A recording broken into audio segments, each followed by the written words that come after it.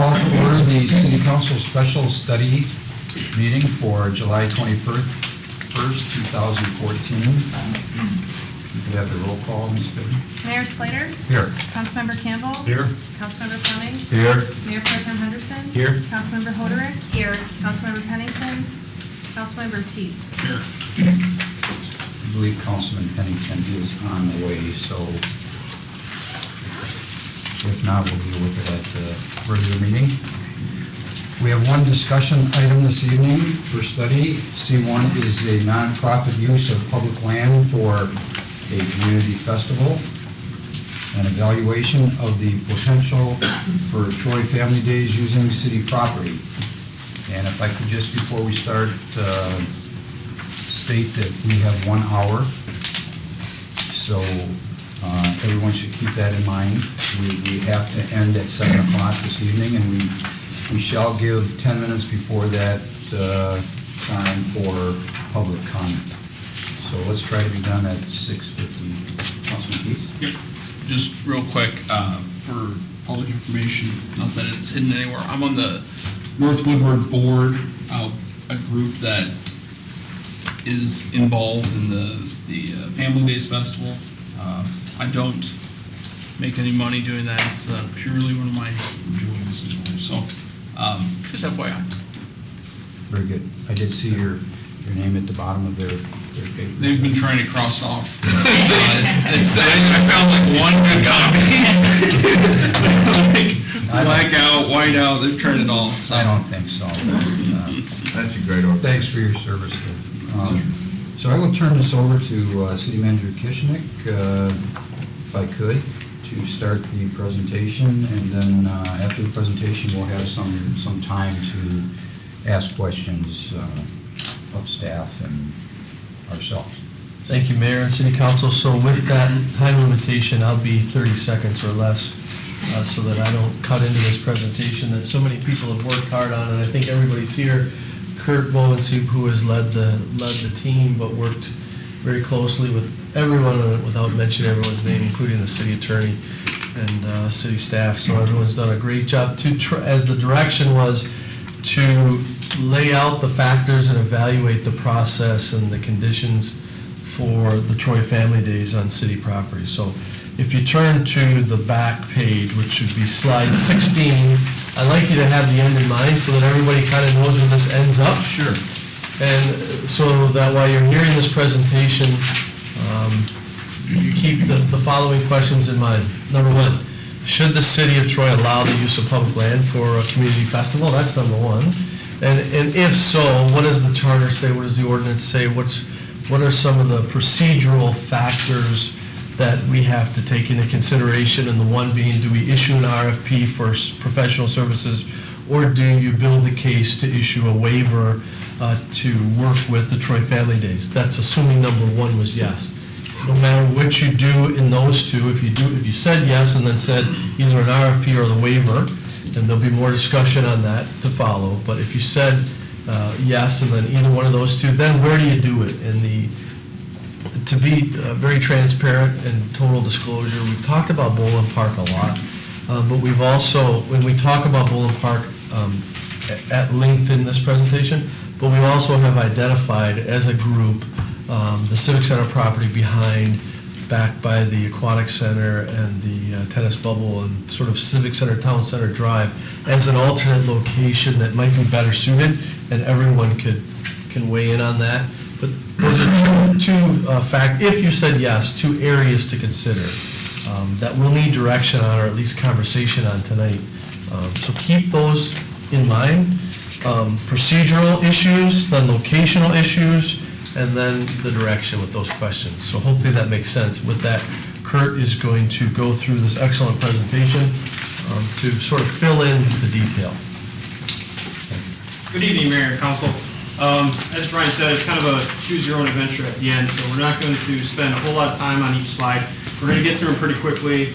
We have to go back to the slides for more information. We certainly can. So we're starting with a little bit of a brief history. This was actually a surprise to me. I did not realize that Troy Days originated in 1968. That was the first date of the festival. In the 80s, the advisory board was formed and then abolished in 2009. because of the city stopped hosting the event. In 2011, the North Woodward Community Foundation picked up the event and is the current producer of the festival today.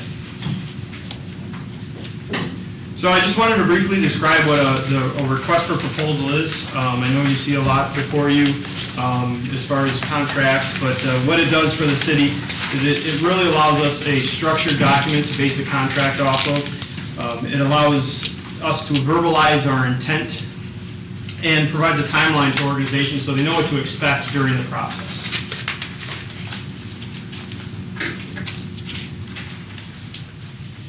I'm not going to pretend to be an expert on this, so I'm going to turn this over to the city attorney to talk about some specifics that our charter has in regards to the lease and sale of park property.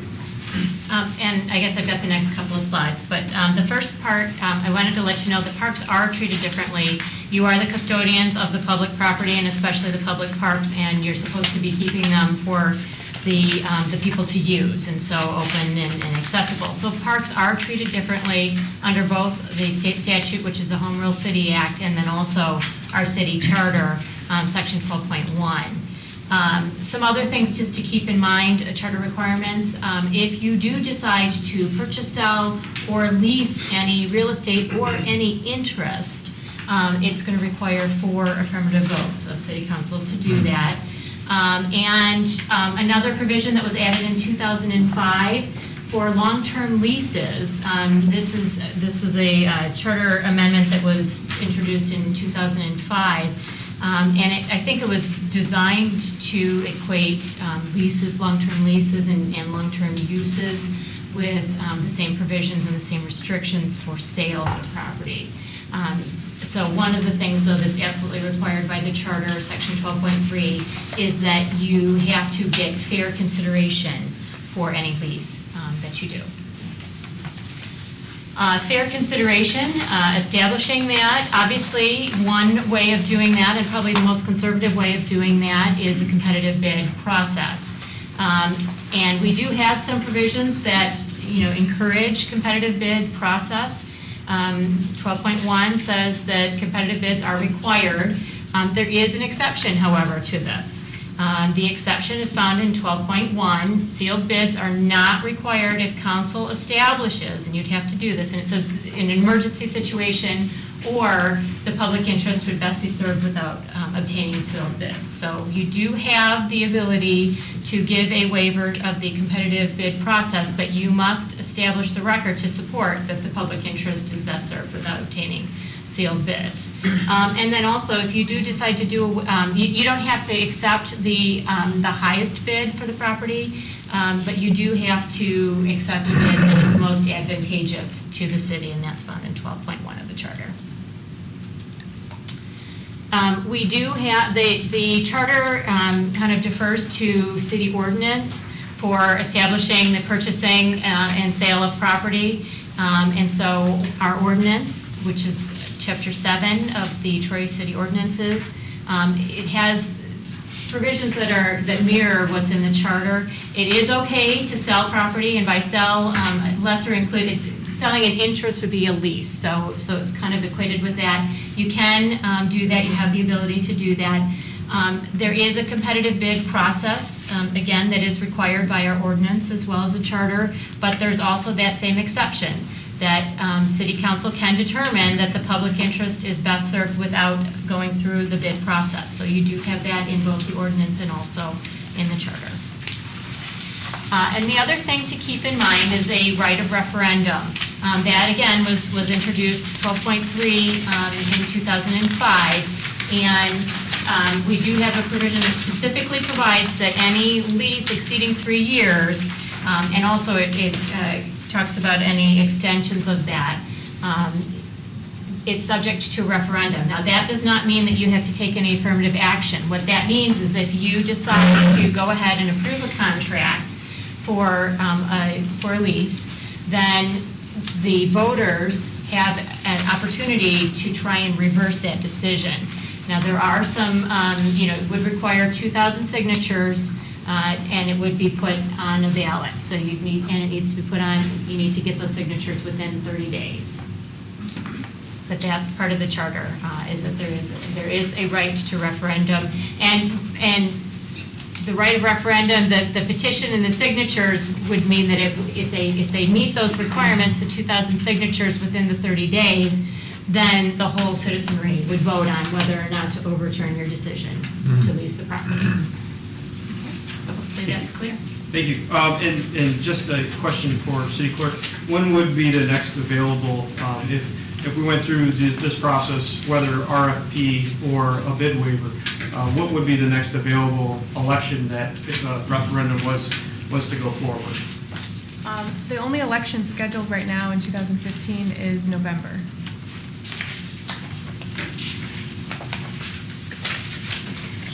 Back in April, I presented Mr. Tom Kaczewski to City Council on behalf of the North Woodward Community Foundation, and he's here tonight. I thought it might be a good opportunity, Mayor, if it's okay, if Tom could speak on behalf of the foundation and explain what the foundation is and who they are. Absolutely. Thank you. I think, Tom, you're welcome to sit up here at the table or stand up in the front if you want. As you can see, I've provided some background in order to save time because I was warned that we only had 33 seconds to speak, and I took advantage of that. But just a couple of things that I'd like to add to it. And as you see, we were founded in 1998, so we've been around for quite a while. What we do is invest in citizen-driven initiatives, which are projects that citizens bring to us, and we take that project and our board makes a decision on whether to go forward with it. And we make a choice of whether to support it or not, or to fund it or not.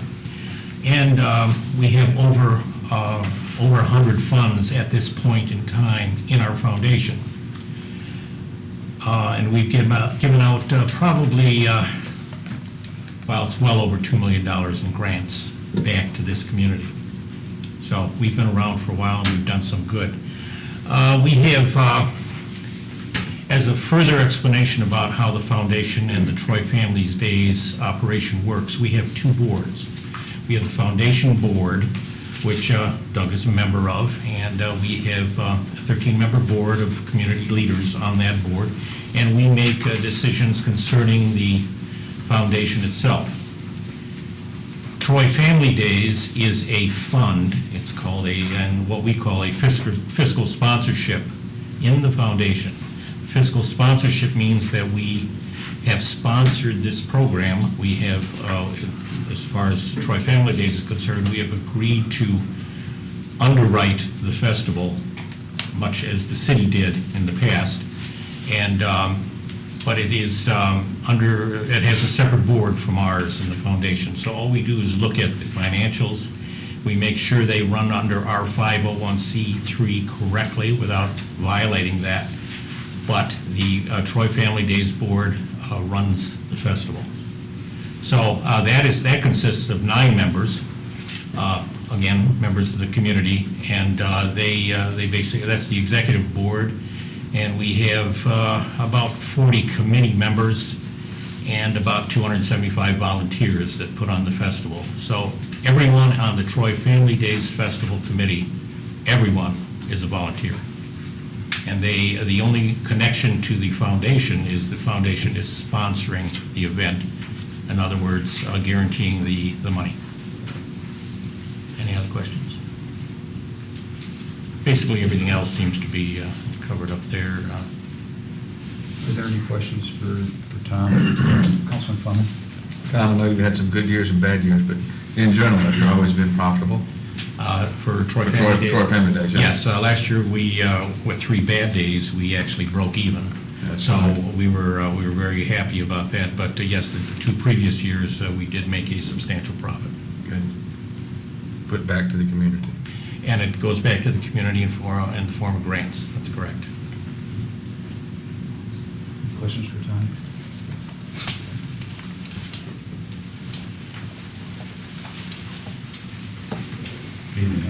Hello. Tom, I know you looked at a lot of other spots in town. It's your intent, obviously, to keep it in Troy, but you did look at some private land And I know you exhausted those searches basically and came to the conclusion that Boland Park was the best, in your opinion, is that correct? At that point, yeah, we had used, probably 14 or 15 different sources to scour the city and make some inroads into trying to use private property, because that was probably what the original intent was, because we had started that way. The least disruption to the city by doing it. But as with the 95 or 96% build out of the city, that's kind of hard to do. So we decided to, once we exhausted that, we started looking at city property, and then approached the council to at least consider us using it. But you don't have an objection if we use the Civic Center site or Boland Park or somewhere else? What's your feeling on that? Actually, our preference at the beginning, until I was informed that it was not available, was the skateboard site. That was a perfect site for the festival, but Kurt assured me that it was going to be used. So we, on their recommendation of looking at other sites, we settled on Boland Park. The other day, though, we heard that the Civic Center site might be available, and that would be our preference, to look at the Civic Center site, because of the we have the least amount of disruption. We have a lot of paved area to work with, and there would only be two points of entrance to the site that we could control better. And then we like the way that it's associated with the police department, the fire, with the library, with the aquatic center. And we looked at it as a perfect opportunity for the city to step in and say, hey folks, you got this festival going on, but you know what else? There's other stuff in the city that, come on, take a look at it. Nothing stopping from having tours of the aquatic center because it's not open. Police, get people accustomed to coming to those things that are already in the city. And the people that aren't from here, from the neighboring cities, probably don't have a chance to see them anyway. Come on in and take a look at it, see what we have to offer. And and you know my background, I've been with this in the city since '67, so this is my first love. So that's how I look at it. When I look at it and try to lead the group, we look at how it's the best benefit to the city rather than any other way. Less disruptive to a park, too. That's correct. Boland Park, there's, okay, we'd fence it in and things, but, people like to use that park. And if you have football or anything going on at that time of year, it would disrupt it. So there'd probably be very little disruption at the Civic Center site. Any other questions for Tom? Councilman Fleming? Yeah, the parking, you've sorted out with Kurt, the parking and so forth? We have parking at the police and the courts on the weekend. We're discounting the library because people use that all weekend, and so we don't want to, encroach on that. But there are a couple of buildings with a little bit of parking there that we could use. We could probably use what's left on the skateboard site. But we've also already approached Zion, and they are willing for us to shuttle from their site. And that would be Zion and Walsh. So we could provide parking that way. And that's only a quarter-mile shuttle, so it's quick. Councilwoman Moore? I'm a fan. So I asked this question in the spirit of helping engender support for these ideas and what you all do in the community. Is there, and I did not look before I came to the meeting, it just now occurred to me, a list of the organizations and maybe your foundation website in Troy that benefit from what you all do with Troy Days? Where your grant making is. I think the more we can make that visible and understandable to the community, there becomes then a synergy that goes on about why the community wants to be behind this, beyond the fun of it. Sure. We've published the first round of grants that we had given out, and we tried to stay as diverse as possible. ARC of Copeland County was one, the Boys and Girls Club, Troy People Concerned. Those were the type of things that we went for. So that, and the senior program here at the community center. But we tried to spread it out that way so that all aspects of the community could take advantage of, because they all come to the festival. So let's give back to them and let them come in. The ARC of Oakland County with the disadvantaged people there, they come to the festival, and we actually have a special day on Thursday for them, and that's free. So we encourage that type of giving back also because they support us. Thanks, Don. Well, I think I'll be making a donation because Tom just stole about 50% of my purchase. we can hustle through a lot of this. So again, I think we know the history. 2009, city stopped doing the event mainly because there was a lack of personnel. In April, the North Woodward Community Foundation came to us. We're looking for a spot. This is where their criteria. At that time, again, we were looking for a fast solution, so Boland Park was the quickest thing we could put together because it already had the infrastructure. The North Woodward Community Foundation did have a festival layout for that site prior to knowing that Zion was going to allow them to hold the festival in 2014 again.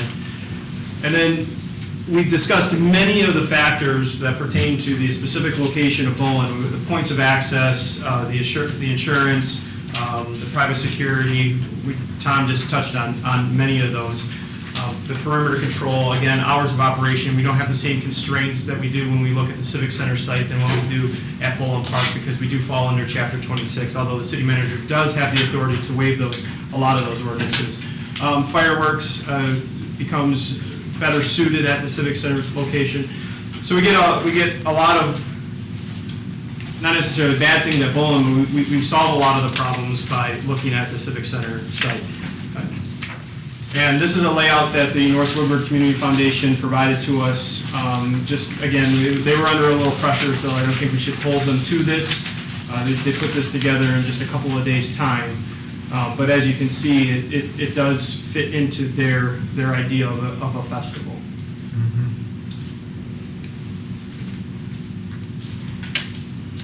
So these are the things that I talked about, keeping in mind.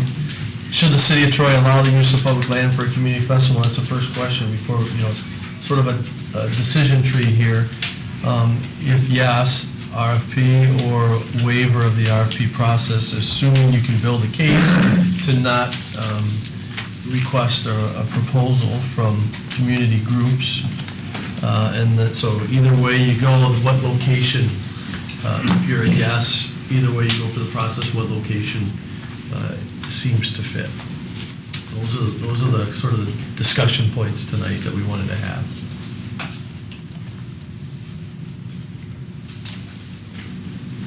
I assume there are some questions from council. Who would like to start? Councilwoman Porter. The security aspects of it, and maybe that's ahead of things, but if we're talking about using public land, and it's the city of Troy's land, the security becomes whose responsibility? Is it then ours by default, or do we use private security? The idea with this proposal was we're picking up the event currently held at Zion, which uses private security, and putting that in a new location. So the proposal that North Woodward Community Foundation is giving to us is they would continue to use private security. However, we would still have a presence the same as we have a current presence over at Zion Christian Church. Our police department are responsible for directing all traffic on public roads. That kind of stuff doesn't change. Follow up? Well, in that regard, I like the idea of the Civic Center. Boland Park being in close proximity to an elementary school, a middle school, the homes right there. I like the idea of using the public land in the Civic Center. Is what I'm saying.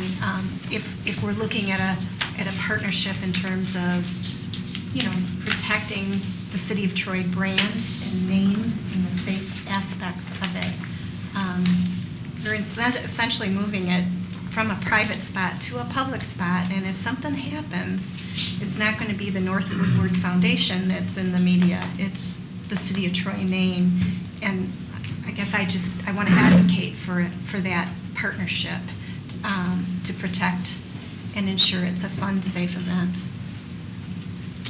I think if we could, let's try and focus on the first question first. Sure. Because if we don't get past number one, there's no sense talking about You're right. the second. So if we could, should the City of Troy allow the use of public land for a community festival? If we could talk about that, and then if that's a yes, let's move on to the second question. If it's not, then we're done. Okay, Councilman Fleming?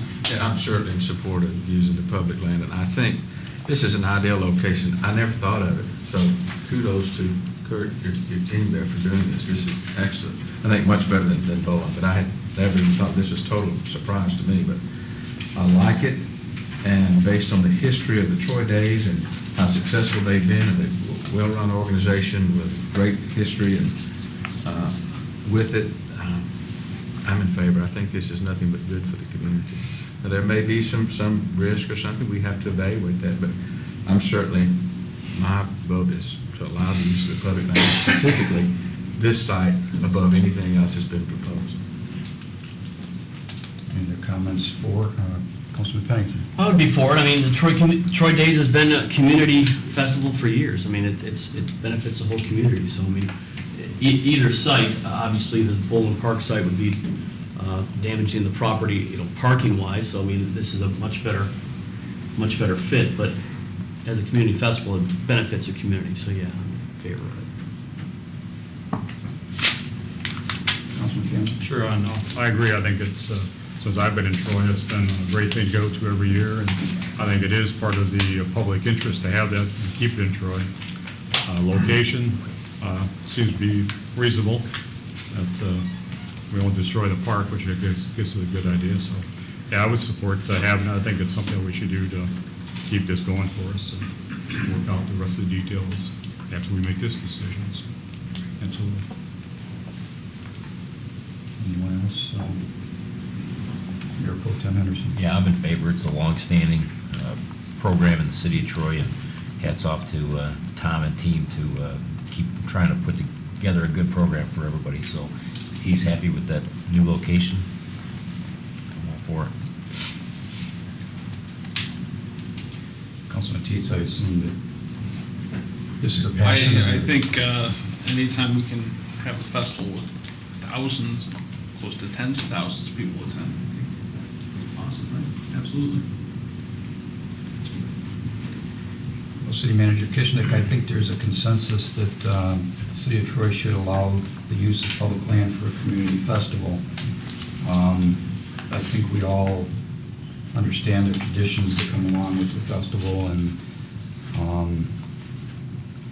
I was extremely happy to hear this afternoon that Bowling Park was not the only site that was being considered, because I was going to have some issues with Bowling Park, but I only suspect that some neighbors, possibly to the north, may have an objection to the Civic Center, but that would be a hard argument when it's right across the street at Zion Church. I think we can move forward, because I think we all think that the festival should stay in the city of Troy and continue as is. So, having said that, we have two options. I know the city attorney Bloom has talked about RFP and a waiver. So let's discuss the options that we have here, whether we feel that we should go out for RFP or if we should consider a waiver. And somebody like to start that discussion? Have we, Councilman Campbell. have we done RFPs for something like this in the past? Or any properties around here? Or? I haven't been here very long, Councilman Campbell. I'm a new kid on the block. I thought you were new. But I did, is Mary Beth here today? Bless her heart.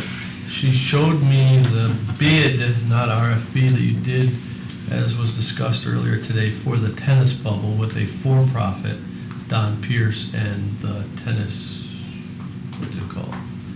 His association, Troy Racket Club, thank you. And that was a bid that was done in 1976, and I would certainly want to use that proposal because it stood the test of time from 1976. With conditions, there's all kinds of criteria in there, really something to I think it to use. is pretty standard operating procedure throughout the city of Troy to do our RFPs on most everything that we do. And I guess that's the fair consideration that we have to decide is an RFP is always a fair consideration way of doing things by allowing other people that may have an interest in the same thing so that we don't set a precedent or somebody can't come back to us and say, hey, we let them do that, how about us? Okay? So those are the considerations that I think we need to think about if you're not going to do an RFP. Now, personally, when we were considering Bowen Park, I thought that an RFP was absolutely necessary because other people would want to use a park, possibly. But if that is not going to be a consideration, then I think I would change my opinion. So, Councilman Fleming. I would be in favor of a waiver just to simplify things, but we'd have to put some teeth into it. We need some legal assistance with that. And understand there's always a referendum that could come about, but I doubt that people are going to be lining up to do a festival. It's a lot of work, but we have a history with these people and with North Woodward Foundation. And I think we could probably simplify the process without having to go through the full waiver, without having to go through the full RFP. But doing a waiver, but have a contract that puts teeth into it. Understand there's a 3-year limit there. We could look at renewals or something. There's a 3, if we do a contract, there's a 3-year. No, I mean, it's, the right of referendum is just if it's over 3 years, but no, you don't have a limit on We that. can do 5 or 7. Right. Okay. I'd be, this side, I'd be in favor of the waiver. I just wanted Lori to explain one more thing though, because this gets talked about all the time. Okay. Do a 3-year, doesn't fall under the referendum standards, right? With the option to renew for additional 3 years. That does. Renewals are, it specifically addresses renewals, so you can't circumvent Okay. the charter provisions by, Okay. dividing it up, so. Understand. It's my understanding that maybe we should bring Tom back up here. Looking for a long-term lease, and I heard the 10-year lease as a suggestion, so. Tom, Anything more than 10 years, I probably won't be around, so. I guess the question I have is, I understand, I talked to you earlier this year about you need 3 years to get better deals. And you're correct. As we had talked before, the further we can go out, and we can get more than 3-year deals and tie in the price the first year and have either an incremental increase, or they will just waive that, and for the guarantee of those years, will provide at that price. So we look at that because it's just more money going back to the community. So, because we're not in it for profit, we're in it to give back, and that's our main concern. So the more money we can make, the more can go back, and it's just an advantage to the community. So yeah, the longer lease is to our advantage. And what was 10 years brought up? What was the reason for that? If you're asking me, it's a great question. We need some direction through this discussion. What is a long-term solution? We don't, knowing that the charter has a referendum provision, just as a procedural backdrop, we don't know. That's the kind of, I don't know if it's 3 years, 5 years, 10 years, or 3 years and try it and see. but you'd still have the referendum issue so that you're not the appearance of circumventing, like Lori said. Well, So we don't know. Is there anyone here at the table that we're not here to circumvent the language in the charter, so we are looking at a long-term lease option here if that's where we're going.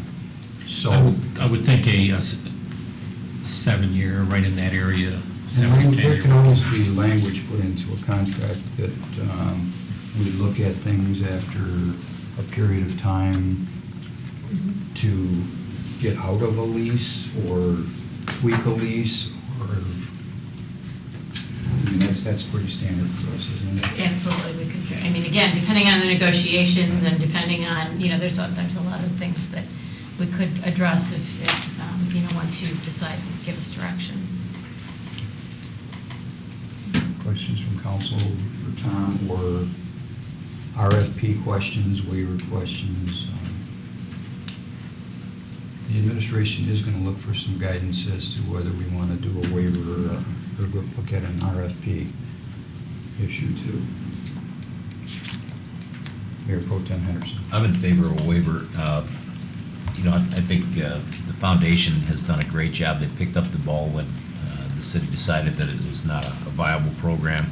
And, I don't see any reason to open that gate for somebody else to potentially come in. Maybe they give us a better price or whatever the standards are that we put in the RFP, and potentially give a long-standing program to somebody that has zero connection to the city of Troy. I'm always in favor of Troy businesses doing business in Troy, and to that end, I'm in favor of going forward with a waiver. Is that the Yeah, I just want to echo the same thing. I mean, with Tom's longstanding with the community, it would just be a lot simpler to have a waiver so he could keep this event going. As I indicated, my concern was if we were going to be talking about Boland Park. Yeah.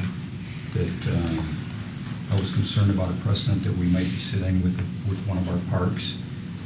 This certainly takes care of that issue with me. I don't see a need personally to do an RFP if we're going to locate the festival here on site, because I don't think there would be any interest from the outside for that. And if I could ask City Attorney Bloom, the discussion that we're having here, is this the fair consideration that would be a standard for Well, going forward with this? yeah, and actually, you would need to articulate why this, again, you have the responsibility to get the maximum benefit from public property. You have that responsibility, you're charged with that responsibility. So you would need to articulate why you're not getting bids for that. You would need to say, not just because of the longstanding relationship, but we need to know what it is that you're going to be giving to the city. What's the lease rate? Council could consider that. If it's a good lease rate and it's market rate, that would be something that would support, not getting bids to find out what the market would bear. So things like that, the longstanding relationship, the experience, those are items that certainly would be part of it that you could articulate, and all of that would be supportive of why you're granting, why it's in the public interest to not go forward with that. Councilman Fine. Could also, a component here that really needs to be taken into consideration is the fact that the money's coming back to the community. That would be something that would be a logical reason for putting it here, not just a single lease rate or whatever, but the fact that the money's coming back to the community. It's a nonprofit that's coming back. We'd have to look at that aspect of it. That could be something that could be written into the contract potentially to make sure that it comes back to Troy, because they do cover several other communities. It's not just Troy that's covered by the foundation. You'd have to the whole community, whole area. Mayor Pro Tem Henderson. I think the other thing is, this is not a park that we're talking about. I know it's a piece of public property, but this isn't somewhere where somebody would come in and say, well, I want to use this gerrymandered situation and do something there. This is a one-off. I mean, I can't imagine anybody else coming to us and saying, hey, I want to use that same piece of property for something. Maybe, but It's highly unlikely. So Well, I think is we this do the get- best use of that area? Nothing else happens there.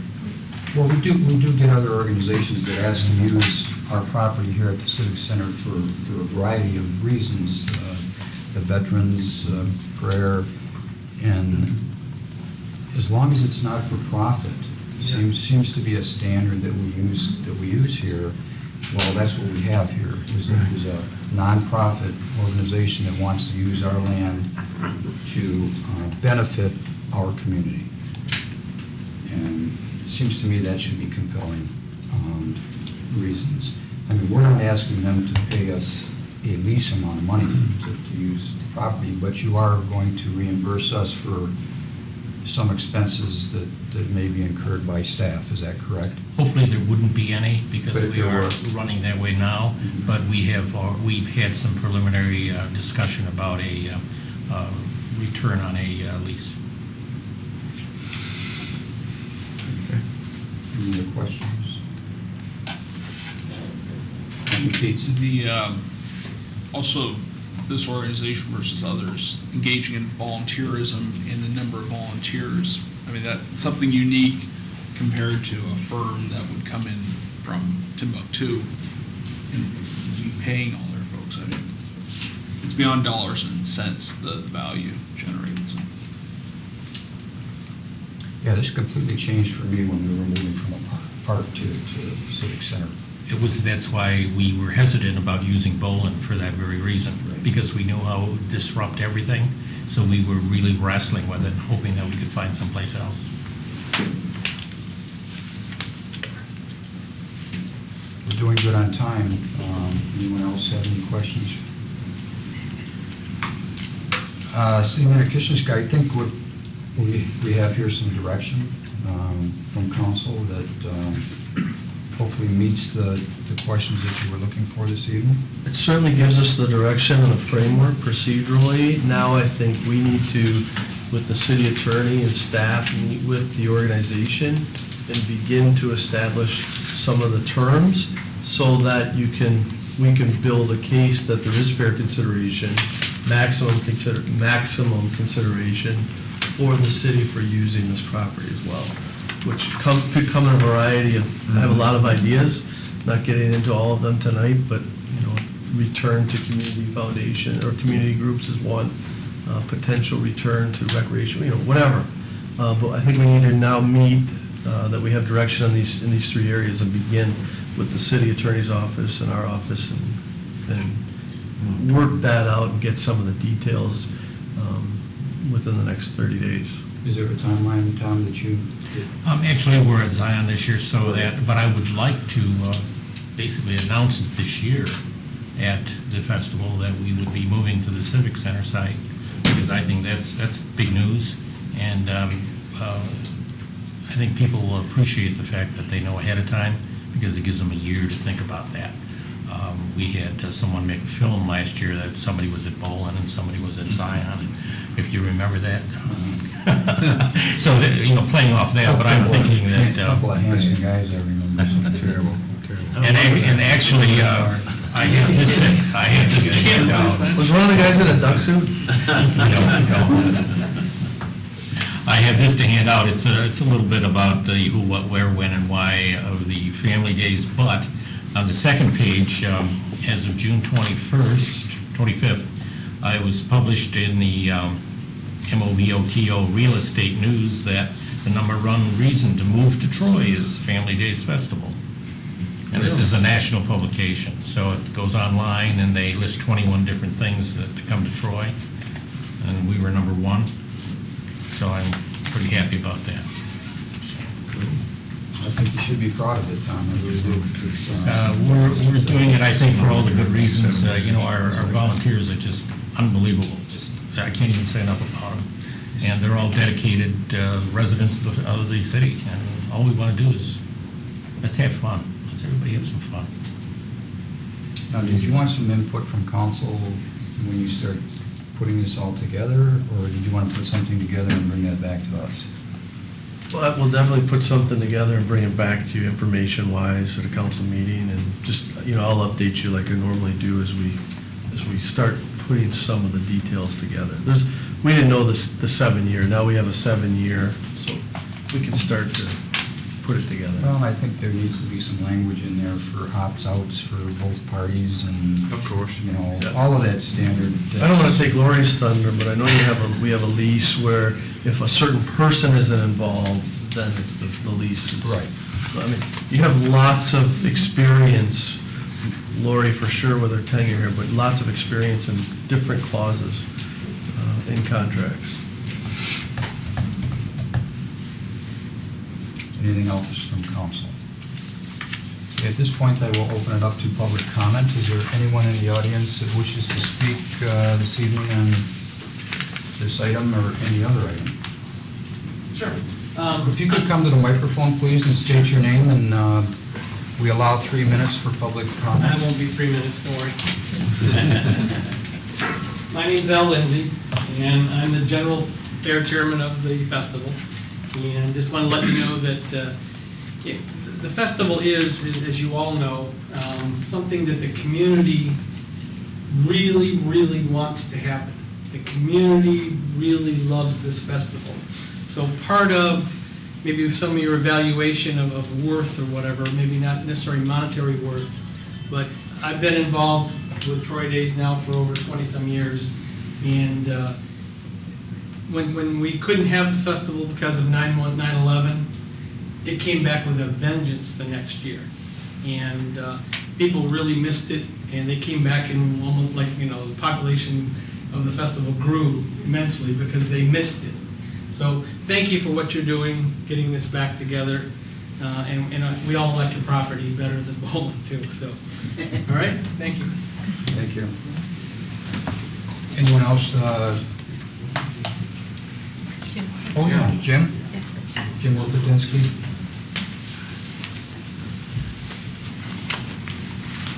Good evening. Yeah, I just want to say, in Councilman Fleming's words, this is a no-brainer. And I want to thank Tom for having this festival for all these years, and Cheryl and the whole group. As you know, Ann Arbor has their art festival, and Plymouth has their parade and fireworks, and for Plymouth, Boston, Plymouth has their ice sculpture festival. And without Troy Days, what would we have comparable? We wouldn't have anything. So thank you very much, Tom, and thank you, City, for all your positive comments and making it a go. Anyone else? Okay, thank you all for coming this evening. The special study session is adjourned. We'll see you in council chambers at 7:30.